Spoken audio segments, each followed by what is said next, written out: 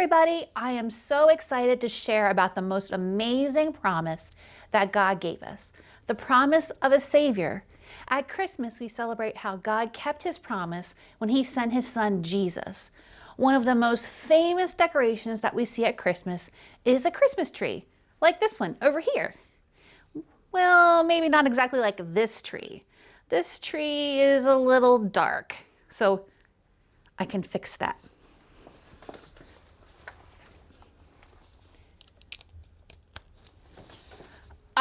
There. That's a little bit better.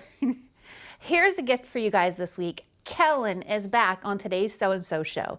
Let's check it out together.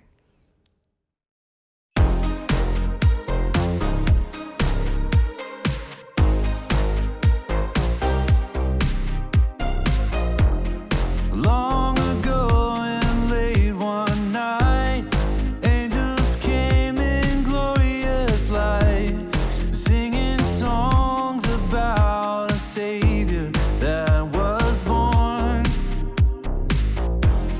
He came down from heaven above to bring us perfect peace and love, and things would change forever on that Christmas morn. No better news was ever told. God loved us so, so much. He gave us his only son to save us. The angels sang, the shepherds saw, and wise men came to bow. God knew everything we needed, and so he sent us Jesus. The greatest gift in the world is with us now.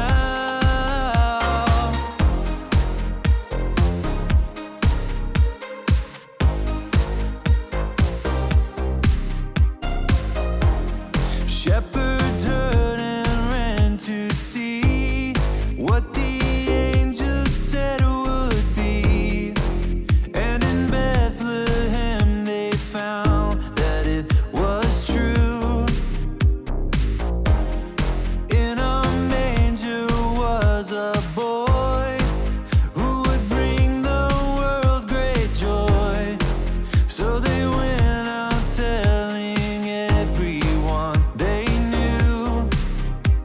No better news was ever told. God loved us so, so much. He gave us his only son to save us. The angels sang, the shepherds saw, and wise men came to bow. God knew everything we needed, and so he sent us Jesus. The greatest gift in the world is with us now. You with us, you with us, you with us. You with us now. You with us, you with us, you with us. You with us now.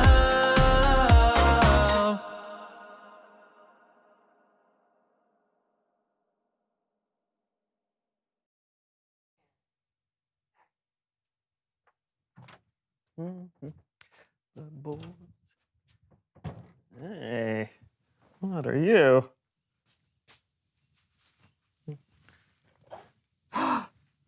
On the first day of Christmas, nobody gave to me a peppermint candy. Let's see what else is in this thing. All right. Ooh. Oh, you can't catch me. I'm the gingerbread man. Oh, yes, I can. Mmm. Mmm. Tasty. Okay. What else? Oh, cool. Jingle bells, jingle all the way. Can't eat you. What's that? Oh, I get it.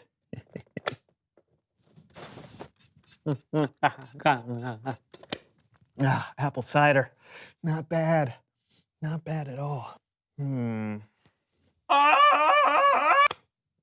sorry, I didn't know anyone was in there. And now for the most important day of all. I wonder what's inside.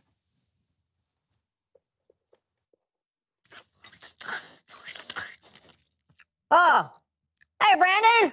Merry Christmas! Hey, Brandon, I know you're still out there. Brandon?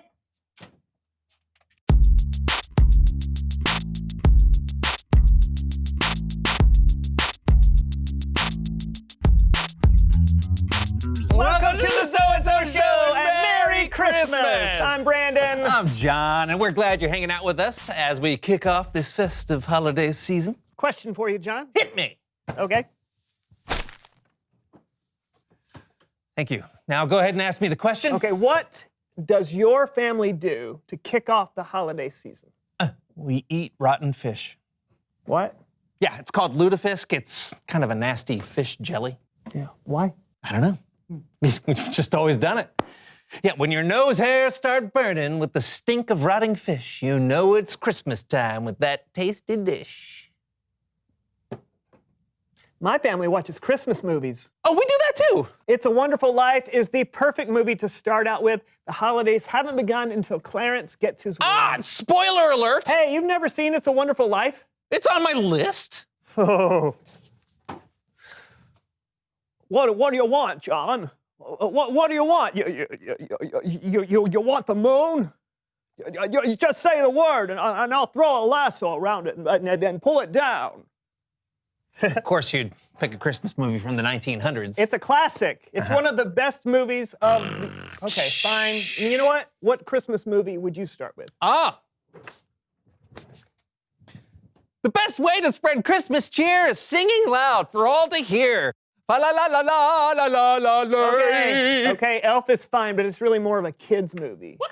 It is. I mean, if you knew real Christmas movies like I do, then you wouldn't I be know Christmas movies. More than you, I bet. Oh, well, we'll see about that. It's time to play Name That Christmas Movie.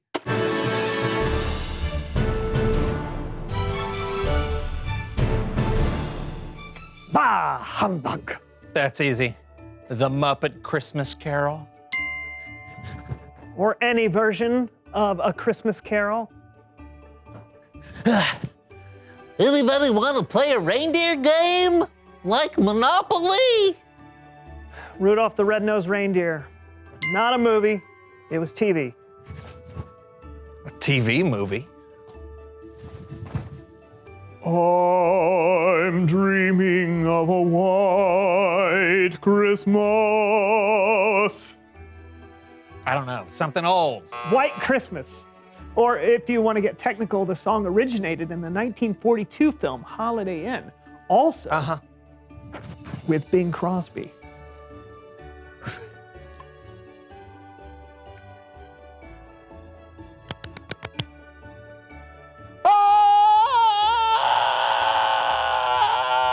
Home Alone. It burns. You look like a deranged Easter bunny. Christmas Story. I'm a prince, but I don't want anyone to know because my evil twin brother, who works as a chef at the North Pole, might hop on the Christmas train to stop me from finding my true love, if she even has time for love, while balancing her successful newspaper column in New York City and an architecture firm in Los Angeles. I only have 1.5 hours to meet the girl, fall in love, save the world, and discover the true meaning of Christmas. I have no idea. Really? It's so simple. It's every Hallmark Christmas movie ever. It's Bible story time with Kellen.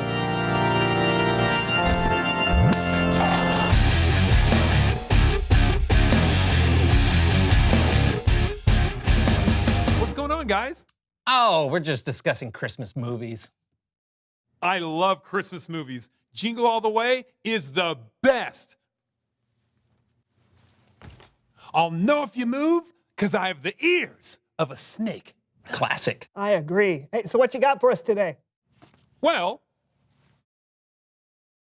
today we're setting up the entire Christmas story. It's like a preview of what's to come. Did you say preview, Kellen? I did. Like a movie preview? Well, We've got your back, Kellen. I guess there's no point arguing. Around 700 years before Jesus was born, there was a prophet named Isaiah. Now, a prophet was a person God chose to be his messenger, and they were often given a glimpse of what the future would be like. Here's what Isaiah wrote. A child will be born to us. A son will be given to us. He will rule over us, and he will be called Wonderful Advisor and Mighty God. He will also be called Father who lives forever and Prince who brings peace. The child Isaiah wrote about was... Wait, Kellen, no spoilers. We've got a preview. Something like this, Kellen? Over 2,000 years ago, in the city of Nazareth, a young girl named Mary was visited by an angel. But do not be afraid, Mary. God is very pleased with you. You're going to get pregnant and have a son. You must call him Jesus, and he will be called the Son of the Most High God, and his kingdom will last forever. Mary may have been frightened, but God had a plan. What God says, he will always do. Okay, good. Now I can tell you. When Isaiah wrote about the son God was giving us, he was really writing about Jesus. Think about how incredible that is. 700 years before Jesus came, God promised that he would come. Continue. After an emperor's decree and a long journey, Mary and the man she would marry, Joseph, found themselves in the city of Bethlehem. But no one expected what happened next. With no rooms available, Mary gave birth to her baby in a place fit for animals. The baby boy was wrapped in cloths and laid in a manger. Jesus is the Son of God. Isaiah wrote that he would be a ruler, a mighty God, a father, a prince. No one expected the Savior to be born with animals. But God has always done things that are unexpected. You're right about that, Kellen. Thank you. Because God had more surprises in store. God sent an angel to lowly shepherds keeping watch over their sheep. I bring you good news. It will bring great joy for all the people. Today in the town of David, a Savior has been born to you. He is the Messiah, the Lord. So buckle your seatbelts because ready or not, here comes Christmas. Wow. Way to go, guys. Thank you. Doesn't that get you excited about Christmas? For sure. Just think of what Isaiah's words meant for those people years ago. They'd been hoping for a Savior, so God made them a promise that he would send one. And it was Jesus. Yep, God always keeps his promises. So there's always a reason to have hope. That's a great way to looking at it. Thanks. Now, thank you guys for those previews. I'm thinking of watching some Christmas movies right now. Jingle all the way, here I come. Put that cookie down. No. What was that? As from Jingle All the Way. That was... Oh, yeah. Reveal the question! What are you hoping for? What are you hoping for this Christmas, John? Maybe a little more peace and understanding. Ooh, good start. More calm and civil debates and discussions. Would be nice. And then some new headphones. All right. We'll see you next week for more Christmas. I'm John. And I'm Brandon, and that was the So-and-So Show. It was.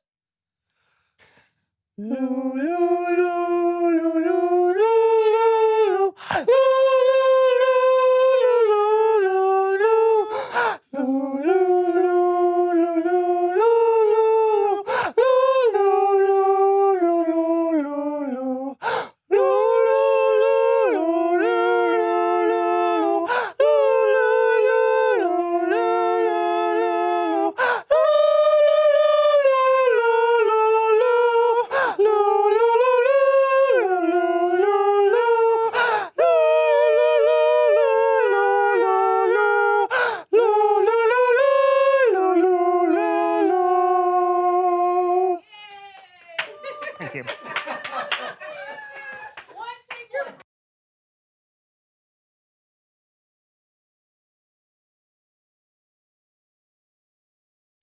God always kept his promises all throughout his big story. We know that when he says he'll do something, he'll do it. And one of God's most important promises of all was he promised to send Jesus. He kept his promise to send Jesus as our Savior. Did you know there are lots of promises about our lives that God has made? Like he promises to be with us through all of time. And he promises that he is always working for our good no matter what. We can know that God will keep these promises because he always keeps his promises. We can have hope when we put our trust in him. That's what Christmas is all about. It's about remembering that God keeps his promises. It's about celebrating God's greatest gift, his son Jesus. Bottom line, we can have hope because God keeps his promises. When things don't go our way, when something happens that you didn't expect, and you're not sure what to do, when life seems dark and scary, you can always have hope. You can remember that God always keeps his promises, like he kept his promise to send Jesus as our Savior. Since he has always kept his promises, he'll always keep his promises that he is always with you and that he is always working for your good. That's why we can always have hope. See you next week, friends.